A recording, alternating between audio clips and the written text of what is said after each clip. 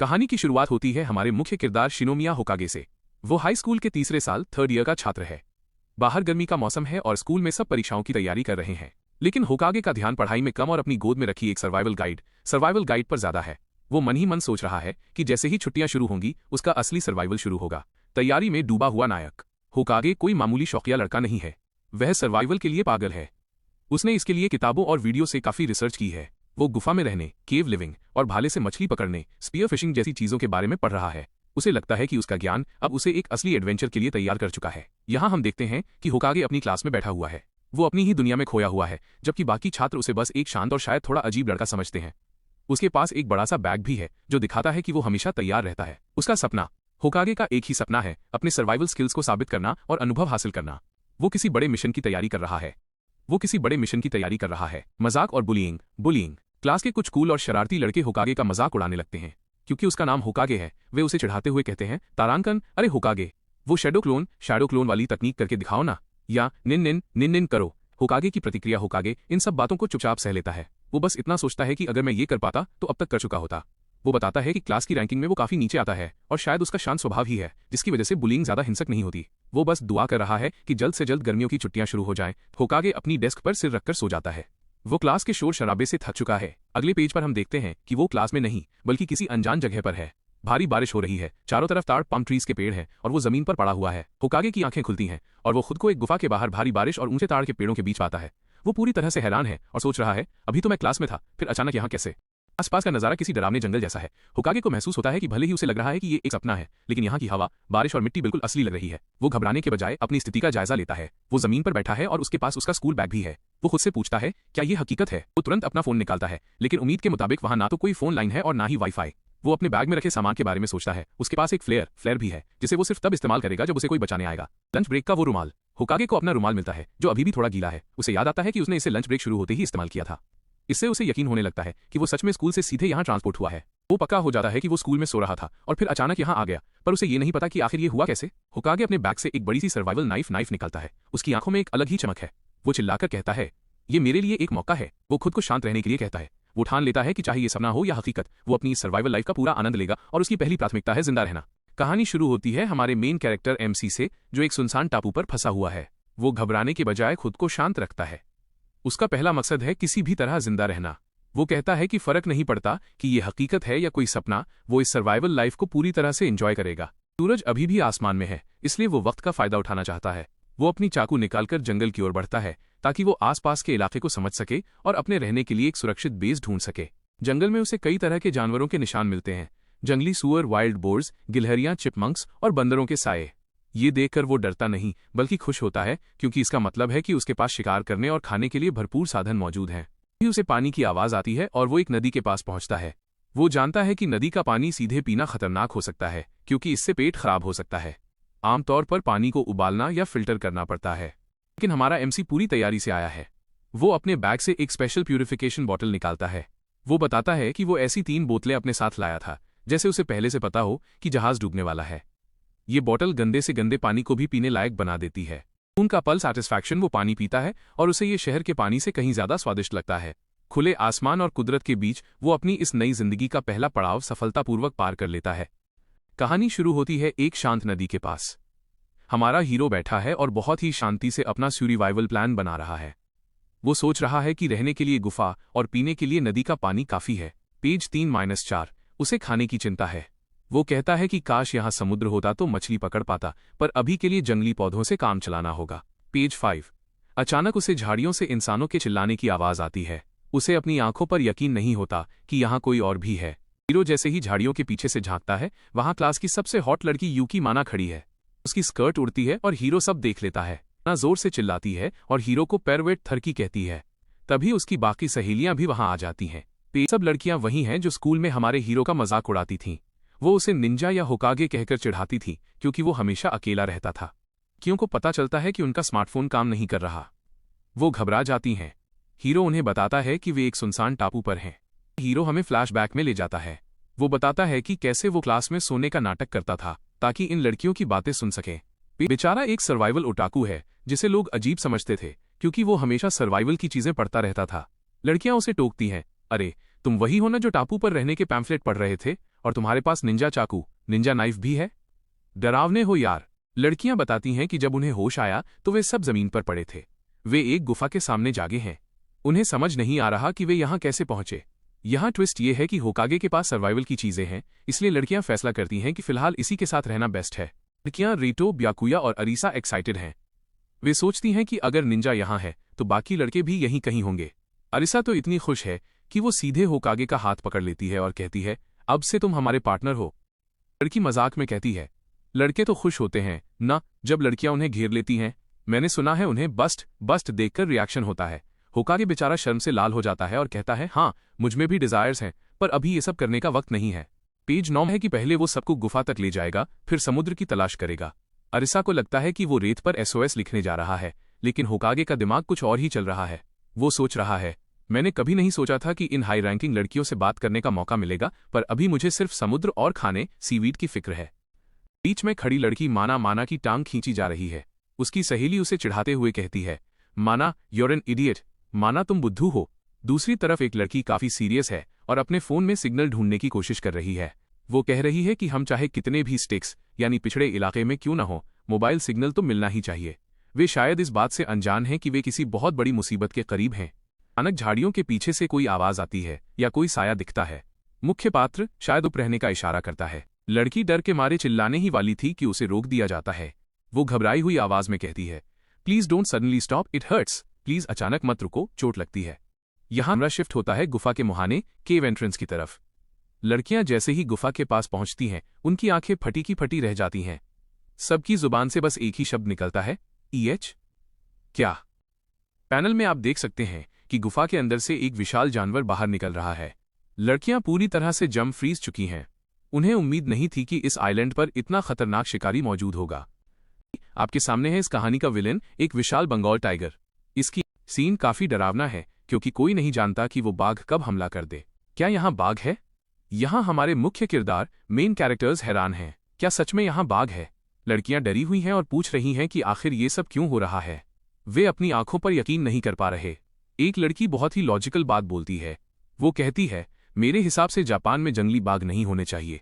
लड़का समझाना शुरू करता है कि कुछ तो गड़बड़ है। वह कहता है कि चाहे वे किसी सुनसान आइलैंड पर ही क्यों न हो, कम से कम फोन का सिग्नल तो मिलना चाहिए। साथ ही उसने रास्ते में जंगली सुअर और गिलहरियों, चिपमंक्स के निशान भी देखे थे। यहाँ वो लड़का एक बहुत ही गहरी बात बताता है। वो कहता है कि जापान के इकोसिस्टम में एक ब्लैकिस्टन्स लाइन नाम की सीमा होती है। कुछ जानवर केवल उत्तर होकाइडो में मिलते हैं और कुछ दक्षिण आओमोरी में, लेकिन यहाँ ये सब एक साथ दिख रहे हैं, जिसका मतलब है कि यहाँ का पर्यावरण बिल्कुल अजीब है। वो कहता है, मुझे लगता है हम पृथ्वी अर्थ पर हैं ही नहीं, बल्कि ये कोई दूसरी दुनिया, अनदर वर्ल्ड है। ये सुनकर बाकी सब हैरान रह जाते हैं। जैसे ही लड़का दूसरी दुनिया की बात करता है, एक लड़की भड़क जाती है। वह चिल्लाकर कहती है, क्या तुम पागल हो? दूसरी दुनिया से तुम्हारा क्या मतलब है? उसे लगता है कि लड़का कोई मजाक कर रहा है या डरा रहा है। शोर मचते ही बाकी लड़कियां उस लड़की का मुंह बंद कर देती हैं ताकि वो चिल्लाए नहीं। पास ही में बाघ सो रहा है और शोर होने पर उसकी कान हिलते हैं। अगर वो जाग गया तो सबकी जान खतरे में पड़ जाएगी। लड़का अपनी बात को साबित करने की कोशिश करता है। वो याद दिलाता है कि बस कुछ पल पहले वे स्कूल में लंच ब्रेक कर रहे थे और अगले ही पल वे इस घने जंगल के बीच में हैं। इतनी जल्दी स्कूल से जंगल में आना नामुमकिन है। अंत में लड़का कहता है कि उसके पास अपनी थ्योरी का कोई पक्का सबूत तो नहीं है, लेकिन फिलहाल सबसे जरूरी काम यह है कि वे इस खतरनाक जगह जहां बाघ है को छोड़कर कहीं और सुरक्षित स्थान पर चले जाएं। सब लोग बहुत शांति से बिना शोर मचाए बाघ के पास से भाग निकलते हैं। एक छोटी सी गलती और वे उस बाघ का लंच बन सकते थे। बाघ से दूर आने के बाद वे एक नदी के किनारे पहुंचते हैं। यहां वे थोड़ा चैन की सांस लेते हैं। हीरो के पास पहले से ही कुछ पीने का सामान तैयार है, जिसे देखकर एक लड़की कहती है, वाह निंजा, तुमने ये सब पहले से तैयार रखा था, कमाल है। जब हीरो एक लड़की को पानी की बोतल देता है तो वो शर्मा जाती है। वो सोचती है, अगर मैं इससे पीती हूं तो क्या ये एक इनडायरेक्ट किस होगा? हम तो अभी डेट भी नहीं कर रहे। हीरो मजाक में कहता है कि बोतल साफ है और वो पीते समय होंठ भी नहीं लगाता। लड़की फाइनली पानी पीती है और उसे बहुत सुकून मिलता है। वो कहती है, आह, क्योंकि गर्मी और डर के बाद पानी अमृत जैसा लग रहा है। हीरो दूसरी लड़की माना को भी पानी पीने के लिए कहता है। हंसी मजाक के बीच अचानक माहौल गंभीर हो जाता है। एक लड़की उदास होकर पूछती है, क्या हम कभी वापस घर जा पाएंगे? सबके चेहरे पर चिंता साफ दिख रही है। हीरो अपनी थ्योरी बताता है। वो कहता है, मुझे पता है कि ये सोचना बेवकूफ़ी है कि हम किसी दूसरी दुनिया में आ गए हैं, लेकिन ये भी मुमकिन है कि हम अभी भी पृथ्वी पर ही हों, बस किसी अनजान जगह पर। एक लड़की बहुत उदास है और उसे समझ नहीं आ रहा कि वे घर कैसे लौटेंगे। हमारा हीरो उसे हिम्मत देता है और कहता है कि अगर वे जंगल से बाहर निकल पाए तो शायद उन्हें कोई इंसानी बस्ती मिल जाए। एक दूसरी लड़की चिल्लाकर कहती है कि उसे तुरंत घर जाना है, लेकिन समस्या ये है कि उन्हें सही दिशा का अंदाजा ही नहीं है। हीरो के पास एक पुराना स्मार्टफोन है, भले ही वहां सिग्नल नहीं है, लेकिन उसका कैमरा अभी भी काम कर रहा है। हीरो सोचता है कि अगर वो किसी ऊंचे पेड़ पर चढ़कर चारों तरफ की तस्वीरें ले लें तो उसे रास्ता खोजने में मदद मिलेगी। तभी एक लड़की उसे अपनी मॉडर्न सेल्फी स्टिक देती है ताकि वो और भी ऊंचाई से तस्वीरें क्लिक कर सके। हीरो को पहले कभी सेल्फी स्टिक चलाना नहीं आता था, इसलिए वो लड़की उसे बड़े प्यार से इसे इस्तेमाल करना सिखाती है। जैसे ही हीरो पेड़ पर चढ़ना शुरू करता है, उसकी फुर्ती देखकर लड़कियां हैरान रह जाती हैं। वे उसे रियल निंजा और बंदर बुलाने लगती हैं। नीचे खड़ी लड़कियां जो पहले डरी हुई थीं, अब हीरो को चीयर कर रही हैं। हीरो सोचता है कि लड़कियां मानसिक रूप से कितनी मजबूत होती हैं। हीरो पेड़ की चोटी पर पहुंचकर फोटो खींच ही रहा होता है कि तभी उसे कुछ महसूस होता है। अचानक एक शरारती बंदर आता है और हीरो के हाथ से सेल्फी स्टिक और फोन छीनकर भागने लगता है। नीचे से लड़कियां मजाक उड़ाती हैं कि तुम निंजा होकर भी एक बंदर से हार गए। वो बंदर पेड़ से नीचे कूदता है और सीधे उस लड़की के पास पहुंच जाता है जिसने सेल्फी स्टिक दी थी। बंदर उस लड़की से डरने के बजाय उसके बहुत करीब चला जाता है, जिसे देखकर हीरो दंग रह जाता है। वो लड़की मुस्कुराते हुए बताती है कि उसके पास जानवरों से दोस्ती करने की एक खास काबिलियत है। बंदर लड़की के साथ खेल रहा होता है, लेकिन हीरो को लगता है कि बंदर उसे परेशान कर रहा है। हीरो जोश में आकर लड़की को बचाने के लिए बंदर पर झपटता है, लेकिन इस हड़बड़ी में कुछ मजेदार और अजीबोगरीब एक मोमेंट्स हो जाते हैं। अंत में जब हीरो फोन में ली गई तस्वीरों को देखता है तो उसका दिल बैठ जाता है। अंततः तस्वीरों में दूर दूर तक न तो कोई शहर दिखता है और न ही कोई सड़क। चिल्लाता है, ये बहुत बड़ी खोज है। उसे महसूस होता है कि जिस समंदर को वो ढूंढ रहे थे वो उनके बहुत करीब है। बाकी लड़कियां थोड़ी कंफ्यूज्ड हैं, उन्हें लगता है कि शायद कुछ खास नहीं मिला, पर होकागे उन्हें समझाता है कि समंदर मिलने का मतलब है ढेर सारे रिसोर्सेज। खाने पीने और सर्वाइवल के लिए समंदर एक खजाना है। तभी एक लड़की नोटिस करती है कि फोटो के बैकग्राउंड में कुछ धुंधला सा दिख रहा है। वो फोटो को जूम करते हैं और उन्हें दूर पानी के बीच में एक टापू आइलैंड दिखाई देता है। होकागे गेस करता है कि अगर ये एक निर्जन द्वीप अनइनहैबिटेड आइलैंड है तो चांस है कि उस सामने वाले टापू पर लोग रहते हों। उनकी उम्मीदें जाग जाती हैं कि शायद वो अकेले नहीं हैं। जैसे ही उन्हें समझ आता है कि रेस्क्यू होने के चांस बढ़ गए हैं, पूरी टीम खुशी से झूम उठती है। वो सब एक साथ चिल्लाते हैं, यट्टा, यानी हमने कर दिखाया। होकागे को पता है कि टेक्नोलॉजी पर पूरी तरह भरोसा नहीं किया जा सकता। वो कहता है कि हमें रास्तों पर निशान, लैंडमार्क्स लगाने चाहिए ताकि हम रास्ता न भटकें। लड़की पूछती है, जब हमारे पास फोन का कंपास है तो निशानों की क्या जरूरत? होकागे एकदम प्रो सर्वाइवल वाली बात करता है, अगर फोन टूट गया या बैटरी खत्म हो गई तब क्या करेंगे? लड़की होकागे को क्लमसी अनाड़ी बोलकर चिढ़ाती है क्योंकि वो फोन का कंपास इस्तेमाल करना भूल गया था। टीम की बॉन्डिंग देखने लायक है। इनका अगला गोल सेट है समंदर की तरफ बढ़ना। फोन का इनबिल्ट कंपास बिना सिग्नल के भी काम कर रहा है, जो उन्हें सही दिशा ईस्ट साउथ दिखा रहा है। लोग जोश में जंगल के रास्ते निकल पड़ते हैं, पर कागे-कुन काफी गहरी सोच में डूबा होता है। अनजान टापू आइलैंड पर फंस गए हैं और हालात काफी नाजुक हैं। होकागे बताता है कि वो एक रास्ता ढूंढ रहा है जिससे वो अपनी गुफा केव को वापस पा सकें। दरअसल एक विशाल जंगली बाघ टाइगर ने उनकी गुफा पर कब्जा कर लिया है, जो उनके रहने की इकलौती सुरक्षित जगह थी। बाकी लड़कियां घबराई हुई हैं। उनका मानना है कि एक बड़े बाघ से लड़ना नामुमकिन है, लेकिन होकागे का कहना है कि अगर उन्होंने उस बाघ के मन में इंसानों का डर नहीं बैठाया तो आज नहीं तो कल वो बाघ उन सबको मार देगा। ग्रुप में बहस होती है कि उनके पास न तो कोई हथियार है और न ही चाकू चलाने का हुनर। होकागे खुद मानता है कि सीधे तौर पर लड़ना मुश्किल है, इसलिए वो किसी चालाकी या ट्रैप के बारे में सोच रहा है। तभी माहौल थोड़ा हल्का होता है। काले बालों वाली लड़की उसे चीयर करती है और कहती है, होकागे-कुन तुम कमाल हो, यहाँ हमें किरदारों के बीच की प्यारी बॉन्डिंग देखने को मिलती है। कागे सबको लेकर जंगल के घने रास्तों से बाहर निकलता है। वो कहता है, बस हम पहुंचने ही वाले हैं, हम जंगल से बाहर आ रहे हैं। सूरज समुद्र तट बीच पर पहुंच जाते हैं। चमचमाता सूरज और नीला पानी देखकर लड़कियां अपनी सारी टेंशन भूल जाती हैं और खुशी से झूम उठती हैं। लड़कियां तुरंत पानी की तरफ भागती हैं। कोई पानी में भीग रहा है तो कोई रेत पर खेल रहा है। ये एक क्लासिक बीच एपिसोड जैसा मोमेंट है जहां सर्वाइवल की टेंशन कुछ देर के लिए थम जाती है। ये अभी भी काम की बात सोच रहा है। वो देखता है कि किनारे पर शेलफिश, सीपियां हैं। उसे उम्मीद है कि यहाँ सीवीड और मछलियां भी मिलेंगी, जिससे उनके खाने का इंतजाम हो जाएगा। फिर से सोच में पड़ जाता है। भले ही उन्हें समुद्र मिल गया हो, लेकिन बाघ का खतरा अभी टला नहीं है। उसे खाने का जुगाड़ भी करना है और रहने का भी। जैसे ही सूरज ढलने लगता है, ग्रुप को एहसास होता है कि अब मस्ती का समय खत्म हो गया है। होकागे सबको आवाज देता है कि सूरज डूबने वाला है और उन्हें अंधेरा होने से पहले वापस निकलना चाहिए। लड़कियां थोड़ी हैरान होती हैं और पूछती हैं, वापस? पर कहाँ? उन्हें लगता है कि शायद वे किसी सुरक्षित जगह की तलाश करेंगे, लेकिन होकागे के मन में कुछ और ही चल रहा है। आगे अपने बैग से कुछ उपकरण निकालता है और बड़े आत्मविश्वास के साथ कहता है, क्या ये साफ नहीं है? हम वापस उसी गुफा में जा रहे हैं। वो ऐलान करता है कि अब समय आ गया है उस बाघ टाइगर से मुकाबला करने का और अपनी गुफा को वापस छीनने का। ही होकागे जंग की बात करता है, लड़कियों के चेहरे पर डर साफ दिखने लगता है। उनके दिमाग में उस खूंखार बाघ की तस्वीर आ जाती है। माहौल पूरी तरह से बदल जाता है। जहां अभी कुछ देर पहले सब खेल रहे थे, अब वहां मौत और जिंदगी का सवाल खड़ा हो गया है। लड़कियां इस बात को लेकर दहशत में हैं कि क्या उन्हें वाकई उस शिकारी का सामना करने के लिए वापस जाना पड़ेगा। समुद्र किनारे चर्चा करते हुए लड़कियां घबराकर कहती हैं कि वे सिर्फ नॉर्मल हाई स्कूल लड़कियां जेके हैं और इस दरिंदे से नहीं लड़ सकती। लेकिन ग्रुप लीडर का कहना है कि बिना टीम वर्क के उसे हराना नामुमकिन है। यहाँ बताया गया है कि पुराने जमाने में इंसान जानवरों को दूर रखने के लिए ब्रूट फोर्स यानी सीधी ताकत और आग का इस्तेमाल करते थे ताकि जानवर उन्हें खतरनाक समझें। चुनौती ये है कि ये बाघ साधारण नहीं बल्कि बहुत शक्तिशाली है। अगर उसने इन बच्चों को कमजोर शिकार समझ लिया तो वो तुरंत हमला कर देगा, इसलिए सीधी लड़ाई जानलेवा हो सकती है। तभी कहानी का हीरो अपना बैग संभालते हुए आत्मविश्वास के साथ कहता है, हम सीधी लड़ाई नहीं करेंगे, हम उसे हराने के लिए एक अलग तरीका, डिफरेंट मेथड अपनाएंगे। 6 चलो रास्ते में बताऊंगा। हीरो सबको जंगल की ओर ले जाता है और कहता है, चलो चलते हैं, मैं तुम्हें रास्ते में अपना पूरा प्लान समझाऊंगा। बाकी सब थोड़े डरे हुए उसके पीछे चल देते हैं। बंदर मिलते हैं जो अपनी आवाजें उकी निकाल रहे हैं। लड़की खुश होकर उसे गले लगा लेती है और कहती है, वेलकम बैक रीता। इससे पता चलता है कि इनकी बंदरों से पुरानी दोस्ती है। पूरा ग्रुप बैठकर आराम करता है। हीरो हैरान है कि उन्होंने बंदर का नाम भी रख दिया है। लड़की बताती है कि वह बंदर उससे बहुत ज्यादा घुल मिल गया है और अब यही बंदर उस बाघ के खिलाफ उनकी मदद करेंगे। ईरो मंकी कहता है, क्योंकि वो हमेशा लड़कियों के करीब रहता है, जिससे हीरो थोड़ा चिढ़ भी जाता है। यहाँ कहानी में ट्विस्ट आता है। रीता असल में बाकी बंदरों के साथ मिलकर स्काउटिंग यानी जासूसी कर रहा था। वो अपनी भाषा में हीरो को कुछ बताने की कोशिश करता है।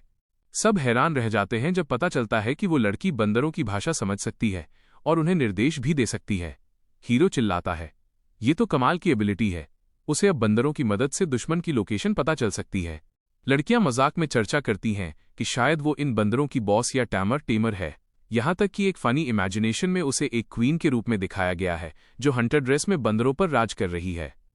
जो तुरंत एक्शन में आता है।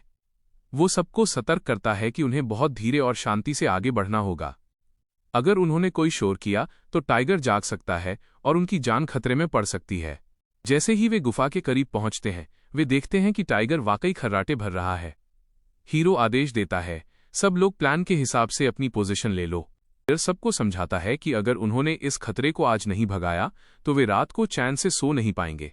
उनके पास रहने के लिए घर नहीं है, इसलिए उन्हें जंगली जानवरों से अपनी जान बचाने के लिए खुद ही लड़ना होगा।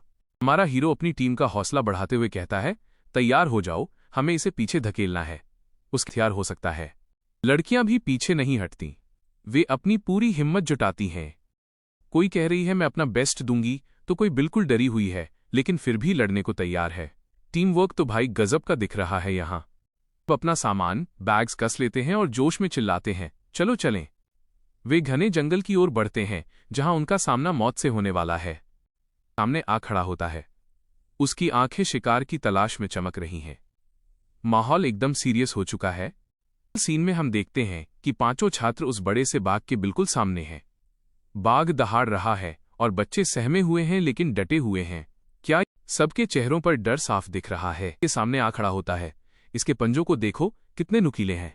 ऐसा लग रहा है मानो ये अभी इन सब का शिकार कर लेगा। जहां बाकी सब थर थर कांप रहे हैं, हमारा मेन लीड हीरो एकदम शांत है। वो अपनी टीम को चिल्लाकर कहता है, डरो मत। अगर तुम पीछे हटे या घबराए तो ये सीधा तुम्हारे ऊपर झपट्टा मारेगा। टाइगर हार मानने वालों में से नहीं है। वो अपनी पूरी ताकत से एक भयानक दहाड़ मारता है। उसके दांत और चेहरे के भाव देखकर किसी की भी रूह कांप जाए। माहौल एकदम करो या मरो वाला हो गया है। बिना किसी देरी के वो विशाल, ऐसा लगता है जैसे ये इनका आखिरी पल होने वाला है। बाघ को अपनी तरफ आता देख लड़कियां पूरी तरह दहशत में हैं। उनकी आंखों में मौत का डर साफ झलक रहा है और वो अपनी जान की दुआ मांग रही हैं। अब बाघ और हमारे हीरो के बीच बस कुछ ही कदमों की दूरी बची है। हीरो अभी भी अपनी जगह से हिला नहीं है। ये बिल्कुल एक वाइल्ड लाइफ थ्रिलर फिल्म के सीन जैसा लग रहा है। हीरो के पास कुछ है, वो धीरे से कहता है गुड, और अपने बैग या कमर के पास से कुछ रहस्यमयी स्टिक्स निकालता है। उसके चेहरे पर अब डर नहीं बल्कि एक शिकारी वाली चमक है। बाघ भी रुक जाता है। उसे समझ नहीं आ रहा कि ये छोटा सा इंसान उससे डर क्यों नहीं रहा। बाघ अपनी आंखों से हीरो को भांपने की कोशिश कर रहा है। हीरो ने अपने उन खास हथियार और एक तेज आवाज। अब खेल पलटने वाला है। क्या हमारा हीरो इस जंगली दरिंदे को हरा पाएगा? हीरो का घातक मूव अपनी उन 2 रॉड्स को एक खास तरीके से घुमाता है। ये कोई साधा बल्कि एक स्पेशल बैटल बैटन है। बाघ ने आज तक ऐसा कोई इंसान नहीं देखा था जो मरने के डर के बजाय उस पर वार करने के लिए तैयार खड़ा हो। हीरो की आंखों की गहराई देखकर बाघ की रफ्तार थोड़ी धीमी पड़ जाती है। कहानी शुरू होती है एक जो हमारे हीरो और उसकी टीम के सामने खड़ा है। लड़कियां काफी डरी हुई हैं, लेकिन हमारा मेन लीड हार मानने वालों में से नहीं है। टाइगर को डराने के लिए हमारा हीरो चिल्लाता है raise your voice till the limit. वो अपनी टीम को हिम्मत देता है कि सब मिलकर एक साथ जोर से चिल्लाओ। टाइगर जंगली जानवर है और अचानक हुए इतने शोर से वो थोड़ा सकपका जाता है। लड़का और सारी लड़कियां हरम मिलकर एक साथ चिल्लाते हैं। हीरो के हाथ में जलती हुई मशालें हैं। ये शोर और आग का कॉम्बो काम कर जाता है। टाइगर डर के मारे झाड़ियों में पीछे हटने लगता है और आखिरकार दुम दबाकर भाग खड़ा होता है। टाइगर के जाते ही सब राहत की सांस लेते हैं। लड़कियां हैरान हैं कि टाइगर सच में भाग गया। It really ran away. और इसी के साथ उन्हें मिल जाती है उनकी नई पनाह, एक गुफा। सब खुशी से झूम उठते हैं क्योंकि अब उनके पास रहने के लिए एक सुरक्षित जगह है। पूरी टीम होकागे को घेरकर उसकी तारीफ कर रही है क्योंकि उन्होंने मिलकर एक खतरनाक टाइगर बाघ को पीछे खदेड़ दिया है। होकागे अपनी टीम की हिम्मत की दाद देता है कि कोई भी डर के मारे पीछे नहीं हटा। यहाँ होकागे एक बहुत गहरी बात कहता है। वो समझाता है कि अगर आप किसी जानवर को ताकत से नहीं हरा सकते तो उसे उन चीजों से डराओ जो उसने पहले कभी न देखी हों, जैसे तेज आवाज और आग। इसे वो इंसानी ज्ञान की जीत कहता है। टीम की एक सदस्य पूछती है कि क्या वो जानवर अब दोबारा हमला नहीं करेगा। होकागे विश्वास के साथ कहता है कि उन्होंने उसके दिल में इतना डर बैठा दिया है कि वो अब पास आने की हिम्मत नहीं करेगा। खतरा टलने के बाद होकागे एक मशाल टॉर्च लेकर अंधेरी गुफा की तरफ बढ़ता है। वो कहता है कि वो अंदर जाकर चेक करेगा कि वहां क्या है, ताकि टीम के रहने के लिए कोई सुरक्षित जगह मिल सके। जैसे ही खतरा टलता है, टीम की एक चुलबुली लड़की जिसके बाल पोनीटेल में हैं, जमीन पर लेट जाती है। वो कहती है कि जैसे ही डर खत्म हुआ, अब उसे जोरों की भूख लगने लगी है। अगले ही पल एक मजेदार सीन आता है जहां उस लड़की के पेट से इतनी जोर की आवाज आती है कि पास खड़ी दूसरी लड़की हैरान रह जाती है और मजाक में पूछती है, क्या तुम कोई जंगली जानवर हो? बाकी लड़कियां भी भूख की शिकायत करती हैं, लेकिन साथ ही उन्हें इस बात की चिंता है कि सूरज ढलने वाला है। सर्वाइवल में अंधेरा होने से पहले ठिकाना ढूंढना बहुत जरूरी होता है। भूख से बेहाल लड़की सुझाव देती है कि चलो नदी पर चलकर मछलियां पकड़ते हैं, लेकिन होकागे तुरंत मना कर देता है क्योंकि मछली पकड़ने में बहुत समय लगता है और उनके पास वक्त की कमी है। होकागे एक आसान रास्ता निकालता है। वो सुझाव देता है कि क्यों ना हम मशरूम कुकुरमुत्ता खा लें। वो कहता है कि भूखे रहने से तो अच्छा है कि हम मशरूम भूनकर खा लें। जैसे ही लड़की मशरूम का नाम सुनती है, उसका चेहरा बन जाता है। उसे मशरूम बिल्कुल पसंद नहीं है और वो अजीब से एक्सप्रेशन देने लगती है, जबकि होकागे उसे मनाने की कोशिश कर रहा है। जैसे ही मशरूम खाने की बात आती है, टीम की एक लड़की चिंता जताती है कि जंगल में जहरीले मशरूम, पॉइजनस मशरूम्स भी हो सकते हैं। होकागे उसे समझाता है कि मशरूम के प्रकारों को याद रखना सर्वाइवल का बेसिक नियम है। होकागे टीम का लीडर बनते हुए जिम्मेदारी लेता है कि वो खुद तय करेगा कि कौन से मशरूम खाने लायक एडिबल हैं और कौन से नहीं। मशरूम को भूनकर खाने के लिए अलाव बॉनफायर की जरूरत है। इसके लिए टीम की लड़कियां जंगल से सूखी लकड़ियां और टहनियां, ट्विग्स इकट्ठा करने का काम संभालती हैं। होकागे बताता है कि उन्हें कम से कम 5 लोगों के हिसाब से मशरूम इकट्ठा करने होंगे। वो चाहता है कि कोई एक लड़की उसके साथ मशरूम ढूंढने में मदद करने के लिए चले। मदद के लिए टीम की लंबी काली आंखों वाली सुंदर लड़की आगे आती है और मुस्कुराते हुए कहती है, मैं तुम्हारे साथ चलूंगी। होकागे उसे धन्यवाद कहता है। बाकी टीम को सावधान रहने की हिदायत देकर होकागे और वो लड़की जंगल की गहराई में मशरूम ढूंढने निकल पड़ते हैं। जल्द ही उन्हें एक पेड़ के पास बहुत सारे मशरूम मिल जाते हैं। होकागे खुशी से चिल्लाता है, मुझे मिल गए। लड़की पूछती है कि क्या उन्हें और भी मशरूम मिल पाएंगे। होकागे उसे जानकारी देता है कि मशरूम ऐसी चीज है जो मौसम या जलवायु की परवाह किए बिना कहीं भी उग सकते हैं, इसलिए उन्हें काफी मात्रा में मशरूम मिल जाएंगे। मशरूम ढूंढते वक्त एक पल ऐसा आता है जब होकागे को एहसास होता है कि वो जंगल में एक लड़की के साथ अकेला है। वो थोड़ा शर्माता ब्लश है और पसीने छोड़ने लगता है। जब वो मशरूम चुन रहे होते हैं तो लड़की एक मशरूम की ओर इशारा करके पूछती है, क्या ये खाने लायक है? होकागे उसे यकीन दिलाता है कि ये मशरूम चबाने में अच्छे और स्वादिष्ट, चूवी एंड डिलिशियस होते हैं। पहले सीन में हीरोइन थोड़ी कंफ्यूज्ड है। वो पूछ रही है कि क्या हम आग जलाने के लिए अपनी टेक्स्ट बुक्स किताबों का इस्तेमाल कर सकते हैं? उसे जंगल में टहनियां ढूंढने जाने का बिल्कुल मन नहीं है। आलस का लेवल देख रहे हो? तभी मोहतरमा अपना जादुई हथियार निकालती हैं, एक लाइटर। वो बड़े गर्व से कहती हैं कि उनके पास भी आग जलाने का इंतजाम है। लेकिन यहाँ ट्विस्ट आता है। हीरो सोच में पड़ जाता है कि भाई, ये तो स्कूल की लड़की है, इसके पास लाइटर कहाँ से आया? उसके दिमाग में फनी और थोड़े अजीब ख्याल आने लगते हैं कि कहीं ये लाइटर इसके शुगर डैडीज के लिए तो नहीं।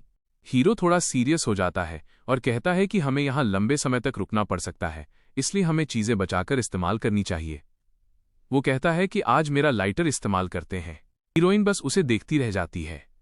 शायद वो सोच रही है कि ये लड़का कितनी दूर की सोच रहा है। लॉन्ग टाइम सुनकर माहौल थोड़ा सा शांत और सीरियस हो जाता है। अगले सीन में हमें हीरोइन का बैग दिखता है जो मशरूम से भरा हुआ है। वो कहती है, इतना काफी होना चाहिए, लग रहा है आज रात को मशरूम पार्टी होने वाली है। तभी हीरो को दूर कहीं धुआं दिखता है। वो कहता है कि अंधेरा होने से पहले हमें वापस बेस पर लौट जाना चाहिए क्योंकि अभी भी फ्लेयर का धुआं दिखाई दे रहा है। जैसे ही वो चलने लगते हैं अचानक हीरोइन का पैर फिसल जाता है। वो जोर से चिल्लाती है क्या और अपना बैलेंस खो देती है। ही पल अफरा तफरी मच जाती है। हीरो चिल्लाता है लुक आउट और उसका मशरूम से भरा हुआ बैग हवा में उड़ने लगता है। सारे मशरूम यहां वहां बिखर जाते हैं। वो उसे बचाने की कोशिश करता है और दोनों जमीन पर गिर जाते हैं। बेचारे हीरो का चेहरा हीरोइन के ऊपर जा गिरता है और वो एकदम शॉक में आ जाता है। मशरूम्स चारों तरफ बिखरे हुए हैं और माहौल एकदम ऑकवर्ड हो गया है। जब हमारा हीरो और हीरोइन एक गाने जंगल में होते हैं। ब्लैक हेयर वाली लड़की घास पर लेती हुई हाय और हीरो उसके ऊपर ए जाता हाय। पर ट्विस्ट ये हाई की लड़की के शर्ट के अंदर एक मशरूम सांप की छतरी फांस जाता हाय। लड़की जोर से हंसते हुए बोलती हाय आहा आई एम सॉरी, क्योंकि वो मशरूम उसकी क्लीवेज में फंसा होता है। हीरो ये देखकर एकदम डांग रह जाता है और शर्म के मारे उसका चेहरा लाल हो जाता है। वो तुरंत बोलता है मैं अभी उठता हूं। हीरो उठने की कोशिश करता है पर वो बहुत नर्वस है। उसका चेहरा पसीने से तरबतर है और वो हकला रहा है। दूसरी तरफ लड़की एकदम काम है और उससे ऑब्जर्व कर रही है। अब फ्लैट आती है लड़की की बारी। वो हीरो को पीछे से जोर से गेल लगा लेती है, बैक हग। हीरोइन उसके कान में धीरे से बोलती है तुम मुझसे डोर क्यों देख रहे हो? हीरो एकदम फ्रीज हो जाता है और उसके दिमाग में धमाका होता है। लड़की को महसूस होता है कि हीरो की बॉडी रिएक्ट कर रही है। वो शरारत से कहती है ओ, जब मैंने तुम्हें हग किया तो ये रिएक्ट कर गया है ना? हीरो घबराकर चिल्लाता है एस्टरिस्क नहीं, ऐसा कुछ नहीं है। लड़की रुकती नहीं है। वो हीरो के एकदम करीब आकर कहती है तुम्हें इसे छुपाने की जरूरत नहीं है, लड़के एज ही होते हैं। वो हीरो को टीज करने का कोई मौका नहीं छोड़ रही। हीरो की हार्ट बीट थंप थंप इतनी तेज है कि बाहर तक सुनाई दे रही है। वो बस ये सोच रहा है कि इस सिचुएशन से कैसे बचे, क्योंकि लड़की उससे बिल्कुल चिपकी हुई है। लड़की की बातों और उसके बोल्ड पोस्चर से हीरो पूरी तरह सरेंडर कर देता है। वो इतना ब्लश कर रहा है कि उसका पूरा चेहरा टमाटर जैसा लाल हो गया है। ये पूरा सीन एक स्वीट और नॉटी नॉक झोंक से भरा है, जहां लड़की अपने भोले भाले हीरो को टीज करके मेज ले रही है। हीरो और लड़की दोनों की आंखें फटी की फटी रह गई हैं। उनकी घबराहट साफ दिख रही है, क्योंकि सामने का नज़ारा कुछ ऐसा है जिसकी उन्हें उम्मीद नहीं थी। मस्ती भरा ग्रुप, लेकिन जैसे ही क्या वहां तो पार्टी जैसा माहौल है। कोई लकड़ियां इकट्ठी कर रहा है तो कोई मजे से बैठा है। ये सच में सुरक्षित हैं? ग्रुप के लोग चिल्लाते हैं। होकागे सामा वापस आ गए। वहां का माहौल बहुत ही हल्का और मजाकिया है। एंट्री होती है एक नए कैरेक्टर की। एक लाल बालों वाला लड़का हीरो के पास आता है और कहता है तो तुम ही उन्हें यहां तक लाए हो। उसकी मुस्कान थोड़ी डरावनी और रहस्यमयी है। और वो लड़का कहता है कि उन्होंने धुआं और रोशनी देखी थी, उन्हें लगा बचाव दल आ गया है। वो हीरो के बैग में रखे फ्लायर्स, इशारा करने वाली रोशनी को लेकर उसे परवर्ट भी बुलाता है। उसके कंधे पर एक हाथ रखा जाता है और बस कोई स्थिति को संभालने की कोशिश कर रहा है। पर वो लड़का हीरो के चेहरे के बिल्कुल करीब आता है और एक खतरनाक ऑफर देता है। हमें तुम्हें साथ रखने में कोई दिक्कत नहीं है, चलो टीम बनाते हैं। NINJA का हीरो के बिल्कुल पास आता है और उसके कान में बुदबुदाता है तुम्हें भी अपने आसपास ज्यादा लोग पसंद होंगे, खासकर इस सिचुएशन में, है ना? उसकी आंखों में एक खतरनाक चमक है। रहस्यमयी लड़का मजाक उड़ाते हुए कहता है, कितना दुखद होता अगर तुम यहां अकेले होते, हाहा। वो हीरो को उकसाने की कोशिश कर रहा है। उन्हें एक और ग्रुप मिलता है जिसे देखकर लड़कियां काफी राहत महसूस करती हैं कि चलो हमारे अलावा और भी लोग यहां हैं। यहां सुमेरागी बायकुया, सुमेरगी ब्याकुया गुस्से में दिख रहा है। उसका बड़ा भाई रेटो उसे शांत करने के लिए रुको बायकुया कहता है। पीछे खड़े लोग रेटो को सम्मान से अनिकी, बड़े भाई कह रहे हैं। मुख्य नायक काले बालों वाला लड़का साफ कर देता है कि वो किसी पर आसानी से भरोसा नहीं करेगा। वो कहता है, पहले मुझे अपनी योजना बताओ, उसके बाद हम तय करेंगे कि साथ काम करना है या नहीं। बायकुया को नायक का ये बर्ताव पसंद नहीं आता और वो चिढ़कर कहता है। माहौल थोड़ा तनावपूर्ण हो जाता है। रेटो बीच बचाव करता है। वो समझदार है और कहता है कि यहाँ लड़ाई करने से किसी का फायदा नहीं होगा। वह शांति बनाए रखना चाहता है। रेटो अपनी योजना बताता है। वो एक पहाड़ी की तरफ इशारा करते हुए कहता है कि उनका बेस वहां है और अगर वे वहां आग जलाते हैं तो मदद के लिए सिग्नल भेजा जा सकता है। नायक अभी भी हिचकिचा रहा है। वो जानता है कि ज्यादा लोग होने के फायदे हैं, लेकिन उसे इन भाइयों पर पूरा भरोसा नहीं है। यहाँ एक फ्लैशबैक या परिचय दिया गया है। सुमेरागी भाई जापान की एक बहुत बड़ी कंपनी सुमेरागी ग्रुप के वारिस हैं। वे पढ़ाई और खेल दोनों में टॉप पर हैं। यहाँ दोनों भाइयों के व्यक्तित्व के बारे में बताया गया है। बड़ा भाई रेटो समझदार और लोकप्रिय है, जबकि छोटा भाई बायकुया बदतमीज और जंगली स्वभाव का है, लेकिन फिर भी काफी मशहूर है। नायक को रेटो का नाम याद आता है, सुमेरागी रेटो। वह स्थिति का आकलन कर रहा है। रेटो अपनी अमीरी और तकनीक का जलवा दिखाता है। वो कहता है कि उसके पास एक खास एंटी किडनैपिंग सिस्टम वाला फोन है, जो बिना सिग्नल के भी उसके परिवार को मदद के लिए सिग्नल भेज सकता है। एक चश्मा पहनने वाला लड़का शायद नेता बनने की कोशिश कर रहा है, अपनी थ्योरी समझा रहा है। वो कहता है कि अगर उसकी गणना सही है कि वे अब पृथ्वी पर नहीं हैं, तो बचाव की उम्मीद करना बेकार है। वो SUBSEQUENTLY इसके बाद दूसरों को बचाने की योजना की बात करता है। वही लड़का जो खुद को बहुत होशियार समझ रहा है, एक कमजोर दिखने वाले लड़के तनाका मंत्रो को अपना बैग पकड़ा देता है और उसे भारी लकड़ियां ढोने के लिए कहता है। तनाक मंत्रो लकड़ियों के भारी बोझ के नीचे दबा जा रहा है। वो लड़का नेता उसे डांटते हुए कहता है, इसे मेरे बैग में डालो। नेता जैसा दिखने वाला लड़का तनाक को फिर से चेतावनी देता है कि वो गिरकर उसका बैग गंदा न करे। तनाक डरते हुए हाँ कहता है। एक लड़की तनाक के बारे में बात कर रही है। वो बताती है कि वो ओटाकू सर्कल से है, जिसे अक्सर स्कूल में बुली किया जाता था। मुख्य पात्र मेन कैरेक्टर माइनस काले बालों वाला लड़का और वो घमंडी लड़का आमने सामने है। मुख्य पात्र कहता है कि पुलिस या बचाव दल उन्हें अभी भी ढूंढ रहे होंगे, बशर्ते वे अभी भी पृथ्वी पर हों। घमंडी लड़का सफेद बालों वाला मुख्य पात्र को चुनौती देता है। वो कहता है, मैंने सुना है तुम कैंपिंग में अच्छे हो, लेकिन अकेले ज्यादा दिन नहीं टिक पाओगे। अगर बचना चाहते हो तो मेरे पीछे आओ। मुख्य पात्र सीधे शब्दों में उसे मना कर देता है। वो कहता है, हम तुम्हारे साथ नहीं आएंगे, हम यहीं रुकेंगे। उसके पीछे कुछ लड़कियां भी खड़ी हैं। सफेद बालों वाला लड़का हैरान रह जाता है और पूछता है, क्या? उसके पास खड़ा दूसरा लड़का मुख्य पात्र को बेवकूफ कहता है। सफेद बालों वाला लड़का मुख्य पात्र से दोबारा सवाल करता है, तो तुम ये कह रहे हो कि तुम इस गुफा में जो चाहे वो करना चाहते हो? मुख्य पात्र शांति से जवाब देता है, सही कहा। ब्याकुया सोच में डूबा हुआ है। ब्याकुया हार मानकर कहता है, जो करना है करो फिर, do what you want then. वो चिढ़ा हुआ महसूस कर रहा है। ब्याकुया सफेद बालों वाला लड़का गुस्से में पीछे मुड़कर माना को बुलाता है। माना, चलो यहां से। नायक अकेला खड़ा है और सामने 4 लड़कियां खड़ी हैं। नायिका खुलकर कहती है, सॉरी रीतो और ब्याकुया, मैं यहां होकागे के साथ रुकूंगी। वो नायक का साथ देने का फैसला करती है। नायक होकागे हैरान है। दूसरी तरफ माना नाम की लड़की इस फैसले पर गुस्सा हो रही है और उसे अजीब ऑकवर्ड लग रहा है। लड़की कह रही है कि वे कल मछली पकड़ने फिशिंग जाएंगे, जबकि दूसरी लड़की कहती है कि वो होकागे कुन मुख्य नायक के साथ जाएगी। वे लड़कियां बताती हैं कि उन्होंने गुफा को वापस पाने के लिए बहुत मेहनत की है और अब वे इसे छोड़कर नहीं जाना चाहती। ब्याकुया हैरान और परेशान होकर पूछता है, क्या तुम लोग होश में हो? Are you guys in your right mind? उसे लड़कियों का नायक पर इतना भरोसा करना पागलपन लग रहा है। नायिका बहुत मासूमियत और भरोसे के साथ नायक से पूछती है, अगर हम यहाँ रुकते हैं तो तुम हमें छोड़ोगे तो नहीं ना? You won't abandon yes right? माना रीतो और उसके साथी से कहती है कि उसे होकागे को यहाँ अकेला छोड़ना अजीब लग रहा है, क्योंकि अब तक उन्होंने साथ मिलकर मेहनत की है। ब्याकुया अपना सिर पकड़कर निराशा जताता है। वो कहता है कि सुमेरागी ग्रुप के वारिस के लिए ऐसी हरकतें शोभा नहीं देती। ब्याकुया हंसते हुए लड़कियों को दयालु काइंड हार्टेड कहता है।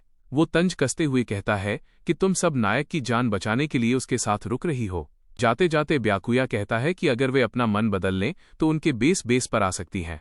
वो उन्हें वापस बुलाने का विकल्प खुला रखता है।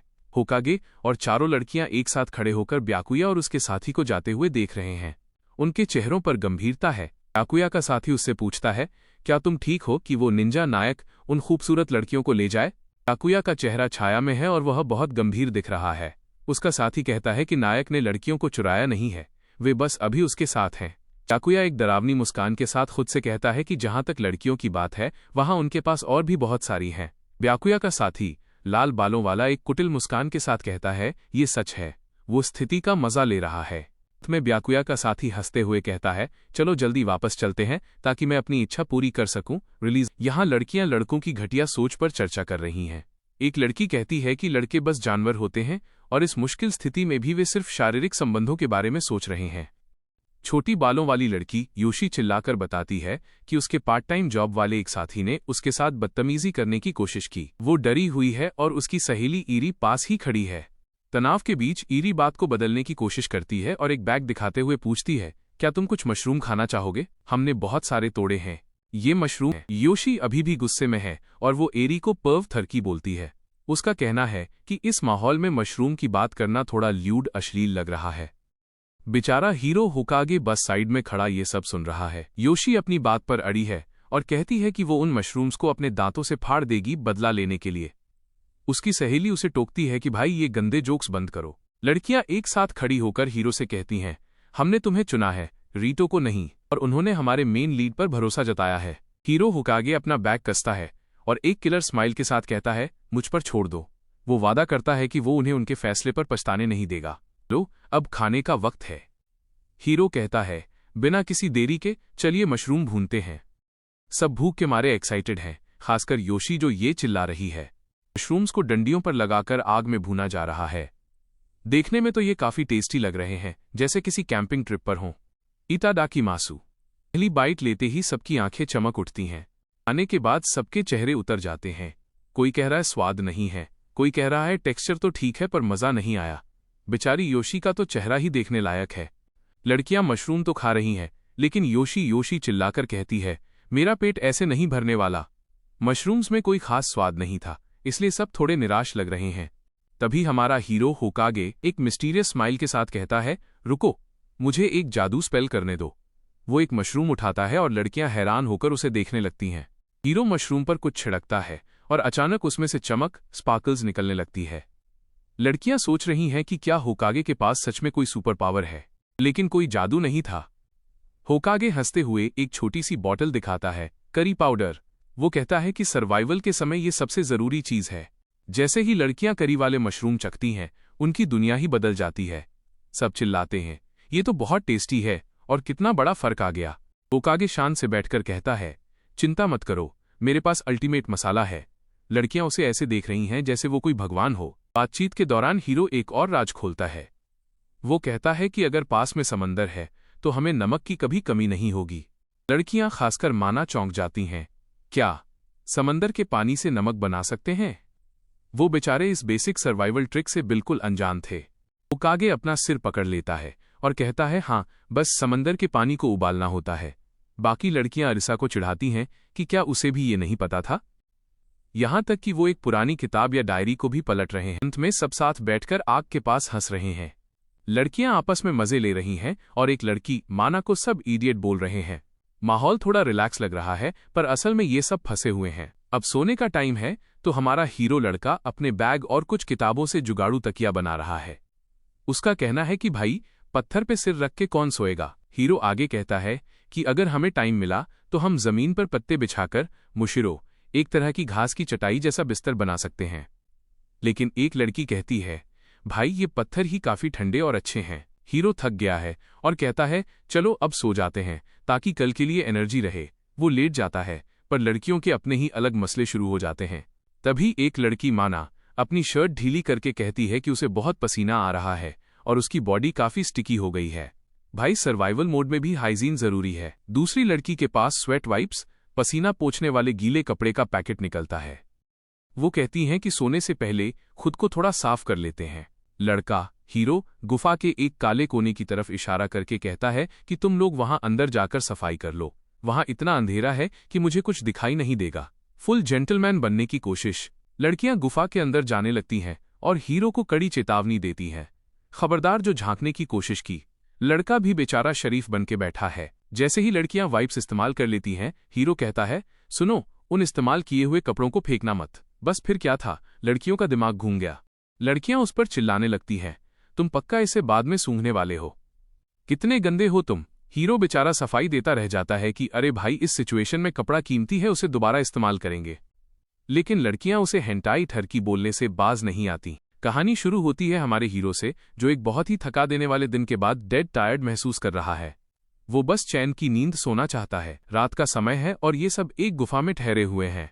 बाहर तारों भरा आसमान है और हीरो खुद को तसल्ली देता है कि चलो, आज का मुश्किल दिन तो कट गया। सूरज की पहली किरण गुफा में आती है और हीरो की नींद खुलती है। लेकिन जैसे ही उसकी आंख खुलती है, उसे कुछ अजीब महसूस होता है। हीरो देखता है कि उसकी बगल में अरीसा सोई हुई है। सिर्फ सोई नहीं है, बल्कि उसने हीरो को कसकर पकड़ रखा है। हीरो के तो होश ही उड़ जाते हैं। अरीसा मैडम तो घोड़े बेचकर सो रही हैं। वो नींद में बड़बड़ा रही है, अ ह्यूज कैच टिल्ड, जैसे उसने कोई बड़ा शिकार पकड़ लिया हो। अरीसा नींद में हीरो के काफी करीब आ जाती है। हीरो का चेहरा शर्म से लाल ब्लश हो जाता है और उसे समझ नहीं आता कि वो क्या करे। हीरो आसपास देखता है और पाता है कि बाकी सब लोग अभी भी सो रहे हैं। उसे डर लगता है कि अगर किसी ने हमें इस हालत में देख लिया तो बहुत बड़ी गलतफहमी, मिसअंडरस्टैंडिंग हो जाएगी। हीरो धीरे से अरीसा की पकड़ से आजाद होने की कोशिश करता है। Let's try to break free. वो नहीं चाहता कि अरीसा की नींद खुले या कोई और जाग जाए। अरीसा नींद में भी बहुत क्यूट लग रही है और उसे बिल्कुल अंदाजा नहीं है कि वो हीरो के लिए कितनी बड़ी मुसीबत खड़ी कर रही है। हीरो किसी तरह इस की कोशिश करता है, क्या वो बिना किसी को जगाए बच पाए। जैसे ही हीरो बचने की कोशिश करता है, अरीसा नींद में उसे और भी जोर से जकड़ लेती है। उसे लगता है जैसे वो कोई बड़ा सॉफ्ट पिलो पकड़े हुए है। बेचारा हीरो, एक तरफ अरीसा की क्यूटनेस और दूसरी तरफ पकड़े जाने का डर। उसके माथे पर पसीने की बूंदें साफ देखी जा सकती हैं। अरीसा नींद में कुछ अजीब आवाजें निकाल रही है। Got it tilde. ऐसा लग रहा है जैसे वो सपने में कोई मछली पकड़ रही है या कोई गेम खेल रही है। एक लड़की उसके ऊपर गिर गई है और उसे सांस लेने में भी दिक्कत हो रही है। वो बस इतना कह पा रहा है, आई कांट ब्रीथ। अचानक क्या की आवाज आती है। लड़की अरीसा झटके से खड़ी होती है और उसे महसूस होता है कि वो किसी के ऊपर सो रही थी। यहां माहौल काफी गर्मागर्म और शर्मिंदगी भरा हो गया है। अब एंट्री होती है बाकी सहेलियों की। अरीसा रोते हुए अपनी सहेली माना के गले लग जाती है और चिल्लाती है, आई हैव बीन मोलेस्टेड। मेरा शोषण हुआ है। बेचारे हीरो की तो शामत आ गई। हीरो पसीने पसीने होकर चिल्ला रहा है, इट्स अ मिसअंडरस्टैंडिंग। ये एक गलतफहमी है। लेकिन लड़कियां उसे ऐसी नजरों से देख रही हैं जैसे वो दुनिया का सबसे बड़ा गुनहगार हो। आता है कहानी में ट्विस्ट। हीरो घुटनों के बल बैठकर समझाता है कि वो तो अपनी जगह से हिला तक नहीं। वो किताबों के ढेर की तरफ इशारा करता है जहां अरीसा असल में सो रही थी। ना सफेद बालों वाली लड़की समझदार निकलती है। वो कहती है, दैट मेक्स सेंस। उसे समझ आता है कि अरीसा नींद में चलते हुए खुद हीरो के पास आई थी। वो पूछती है, क्या उसने तुम्हें छुआ? अरीसा अब सोच में पड़ जाती है। उसे याद करने की कोशिश करते हुए दिखाया गया है कि आखिर हुआ क्या था। उसके चेहरे पर हाँ और वाले एक्सप्रेशन हैं। आखिरकार अरीसा को अपनी गलती का एहसास होता है। वो लाल टमाटर जैसी होकर हीरो से माफी मांगती है। आई एम सॉरी, ये एक गलत फहमी थी। की जान में जान आती है। वो मुस्कुराते हुए कहता है, I am glad you're convinced. चलो शुक्र है तुम्हें यकीन तो आया। उसकी इज्जत बाल बाल बच गई। में अरीसा फिर से अपने चुलबुले अंदाज में आ जाती है और कहती है, I found a delicious dear. मैंने एक स्वादिष्ट हिरण खोज लिया। सहेलियां हंस रही हैं और मामला रफा दफा हो जाता है।